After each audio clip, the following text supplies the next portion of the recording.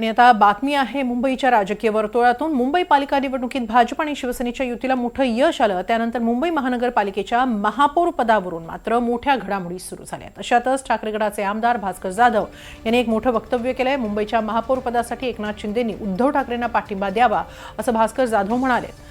या वक्तव्यामुळे राजकीय वर्तुळात चर्चांना उधाण आले। मात्र शिंदेंचा पाठिंबा घेण्या इतके वाईट दिवस आलेले नाहीत असं संजय राऊत म्हणाले। तर भास्कर जाधव आणि संजय राऊतांच्या वक्तव्यांवर शिंदेंनीही प्रत्युत्तर दिले। तुम्ही भारतीय जनता पार्टीला सांगितलं पाहिजे की केंद्रामध्ये आम्ही तुमच्या सरकारला पाठिंबा दिलेला आहे, आम्ही तुमच्याबरोबर राहू।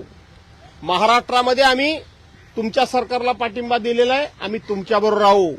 पण हे वर्ष हिंदू हृदय सम्राट शिवसेना प्रमुख माननीय बाळासाहेब ठाकरे यांचं जन्मशताब्दी वर्ष आहे आणि म्हणून आम्ही मुंबईवर हा शिवसेनेचा भगवा झेंडा फडकला पाहिजे आणि बाळासाहेबांचे वारसदार असलेल्या उद्धव बाळासाहेब ठाकरेंच्या म्हणजेच खऱ्या शिवसेनेचा झेंडा फडकला पाहिजे।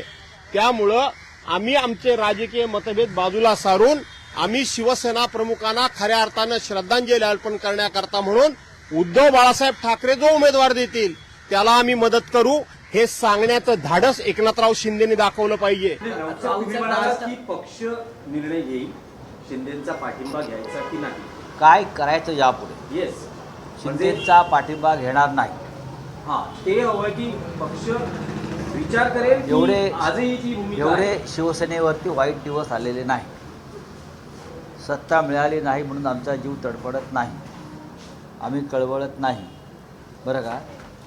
संजय राऊतांचं जे विधान आहे की बाबा कुठल्याही परिस्थितीमध्ये आम्हाला शिंदेचं शिवसेना नकोय, एक वेळ भाजपाबरोबर जाऊ, एवढं प्रेम अतिप्रेम कशावर? त्याचं खूप प्रेम आहे माझ्यावर।